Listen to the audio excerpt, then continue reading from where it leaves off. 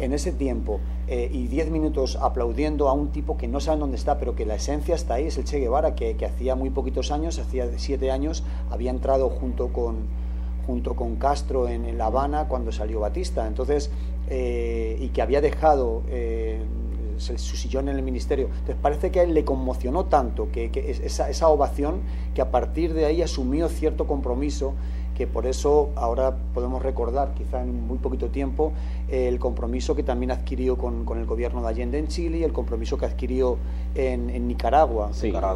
En Nicaragua, perdón. No, que en Nicaragua él hizo una vida bastante comprometida porque era muy amigo de Ernesto Cardenal y Sergio Ramírez, el que era vicepresidente. Ramírez, que luego fue vicepresidente. Sí. Famoso escritor también. Sí, sí. Amarigris está linda la mar. Sí. Sí, Sergio Ramírez. Sí.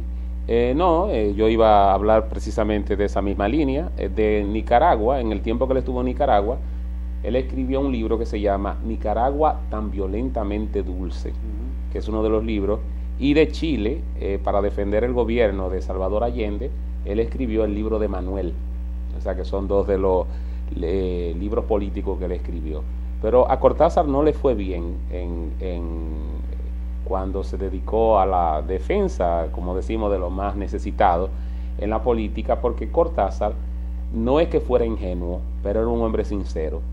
Y muchas veces en la política la sinceridad y la buena fe no es tan bien tomada, y él sufrió mucho las consecuencias de su buena fe. Sí, Ramón, sin embargo, los hechos cantan. Él los derechos de lo que ganaba con la venta de los libros lo dedicaba a las asociaciones que protegían a los presos políticos, a veces en Argentina.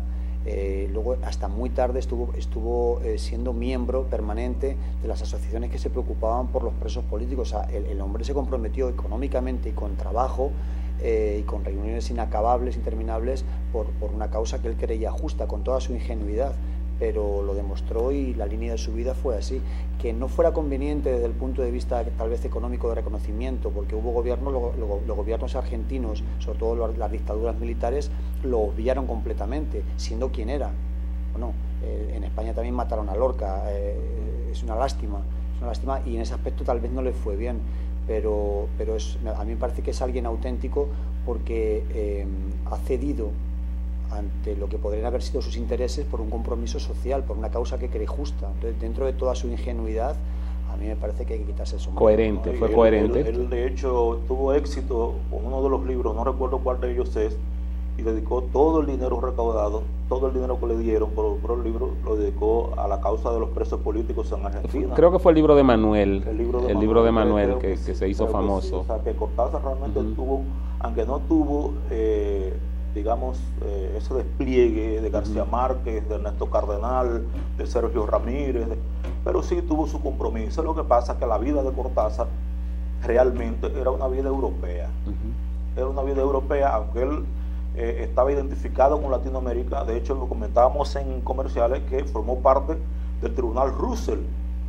El Tribunal Russell era un tribunal que se encargaba de dilucidar los problemas políticos latinoamericanos. Por cierto, ese tribunal lo presidió Juan Bosch, y lo más probable era que Cortázar estuviese ahí cuando Juan Bosch presidía el Tribunal Russell, siendo miembro, lo cual hace a Juan Bosch también un ser bastante importante. Sí. Él escribió, Cortázar escribió un libro que se llama Fantomas contra las multinacionales, que es precisamente donde él habla de las reuniones que se hicieron en el Tribunal Russell II, porque hubo antes un Tribunal Russell I, el 2 lo hicieron los latinoamericanos.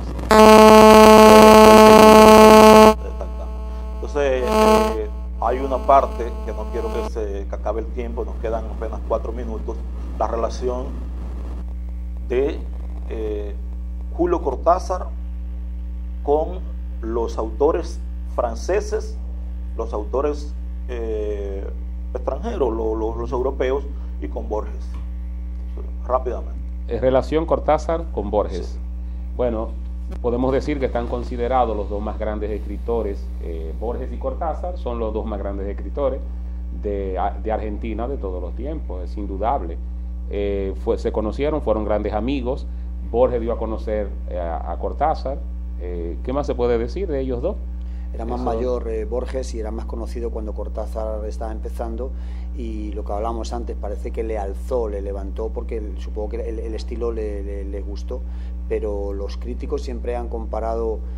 Es un tipo difícil de comparar, Julio Cortázar, porque el paralelismo con otros autores es un poco complicado. Es decir, porque García Márquez también es verdad que tuvo cierto compromiso, también estuvo por La Habana, pero no tiene nada que ver la línea de Julio Cortázar con la de, a pesar de que hayan recibido las mismas influencias, con Gabriel García Márquez, ni con Vargas Llosa, ni con ninguno. Creo que es un tipo, y le pasa un poco a Jorge Luis Borges.